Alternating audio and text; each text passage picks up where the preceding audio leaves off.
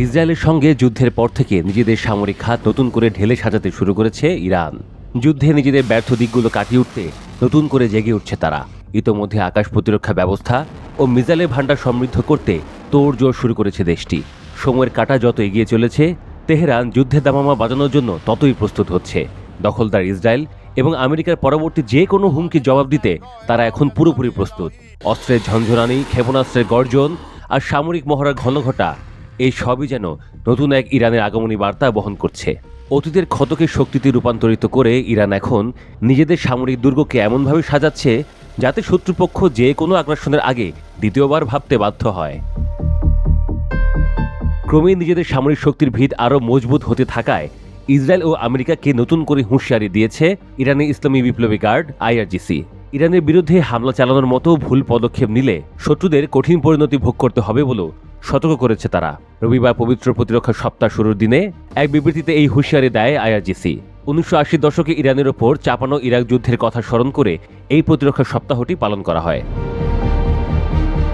1980 দশকে ইরানের উপর পূর্ণমাত্রার সামরিক আগ্রাসন শুরু করে ইরাক ভেবেছিল তারা খুব দ্রুতই ইরানকে পরাজিত করতে পারবে, কিন্তু সেই যুদ্ধে তীব্র প্রতিরোধ গড়ে তোলে ইরান। ফলে 8 বছর ধরে চলে সেই যুদ্ধ। ওই যুদ্ধে ইরাকের পক্ষে অবস্থান নিয়েছিল বিশ্ব মোড়ল আমেরিকা। ইরাকের প্রধানমন্ত্রী সাদ্দাম হুসেনকে পরোক্ষভাবে সমর্থন ও সামরিক সহায়তা দিয়েছিল দেশটি। এরপরও ইরানকে হারাতে পারেনি ইরাক।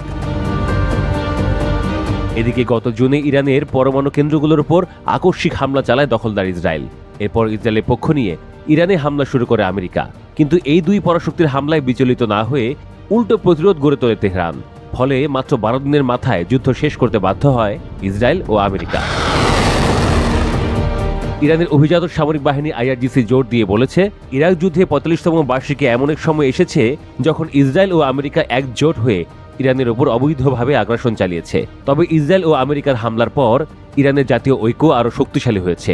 এছাড়া ইসরায়েল ও আমেরিকা তো লক্ষ্য অর্জন করতে পারেইনি, উল্টো মুখ থুবড়ে পড়েছে। IRGC বলছে, ইরানের উপর চাপিয়ে দেওয়া যুদ্ধে শত্রুদের পরাজয় হয়েছে। তাদের ব্যর্থতা এটাই প্রমাণ করে যে ইরানি জাতি তাদের ঐক্যের মাধ্যমে শত্রুদের হাইব্রিড যুদ্ধের বিরুদ্ধে এটি ইস্পাতের দুর্গের মতো দাঁড়িয়েছে। ইরানের সশস্ত্র বাহিনীর প্রস্তুতি, প্রতিরক্ষা ও নিরাপত্তার প্রযুক্তির উন্নয়ন অব্যাহত রয়েছে। ইরান এখন সম্ভাব্য হুমকি মোকাবিলায় সর্বোচ্চ প্রস্তুত বলেও ইসরায়েল ও আমেরিকাকে সতর্ক হুঁশিয়ারি দেয় IRGC।